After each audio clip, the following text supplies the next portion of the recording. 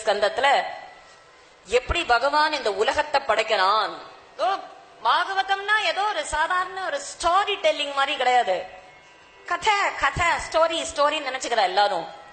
பாகவதத்துல சயின்ஸ் இருக்கு, பாகவதத்துல ஹிஸ்டரி இருக்கு, பாகவதத்துல ஜியோகிரபி இருக்கு, அது ஒரு லிட்ரேச்சர் இருக்கு, எல்லாமே என்சைக்ளோபீடியாங்கிறா இல்லையா. புராணம் படிச்சாலே உலகம் தெரிஞ்சிடும். உலகம் தெரிஞ்சா புராணம் தெரியாது, திருப்பி போட்டு தெரியாது. புராணங்கள் வேதம் வீதி இதிகாசம் படிச்சு தெரிஞ்சுட்டாலே உலகம் தெரிஞ்சிடும். உலகத்துல அடிப்பட்டதுனால புராணம் தெரியாது. அதனால இத நம்ம பவுண்டேஷனா போட்டுட்டோம்னா அப்புறம் லைஃப்ல எதை வேணா ஃபேஸ் பண்ண முடியுமா. பரீட்சித்து 7 நாள்ல சாவுன்னு ஃபேஸ் பண்ணா எனக்கு இவ்வளவு வருஷம் இருக்கே, நான் ஃபேஸ் பண்ண முடியாதா அப்படிங்கிற ஒரு தைரியம் வரும்.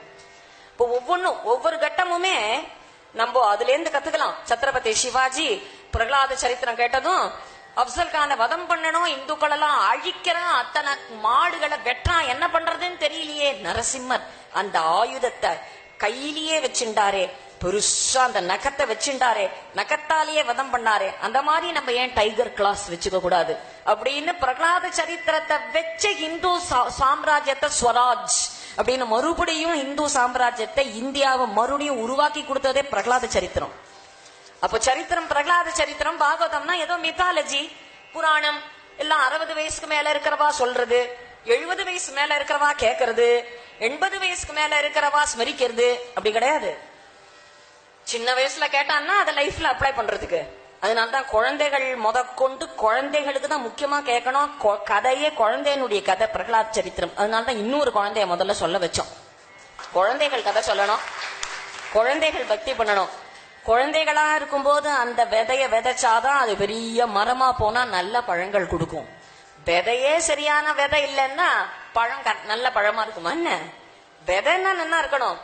அப்போ திருதிய ஸ்கந்தம் பூரா சயின்ஸ். எதுக்கு சயின்ஸ்? பரீட்சித்து மோட்ச மார்க்கம் தானே கேட்டான்.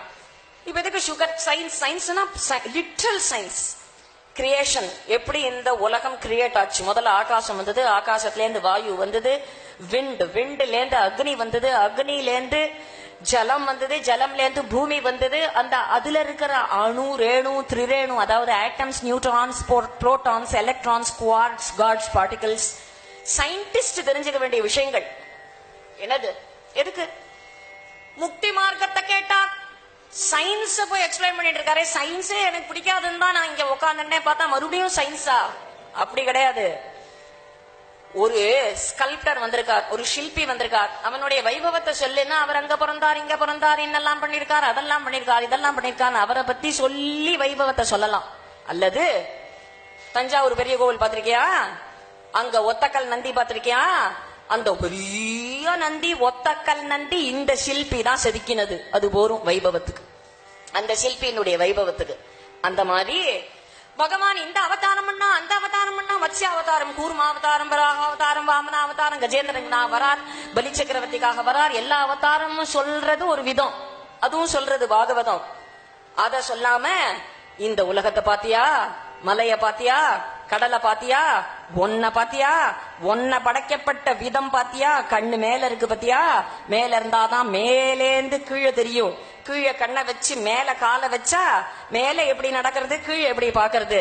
அப்ப மேல அந்த காரு மாதிரி, காருக்கு ஹெட்லைட் மாதிரி கண்ணு, அதுக்கப்புறம் வாய் கரெக்டா எங்க இருக்கணுமோ அங்க வாய், அப்புறம் வாயிலேந்து சாப்பிட்டா டைஜஸ்ட் ஆகிறதுக்கு அந்த ஃபுட் பைப்.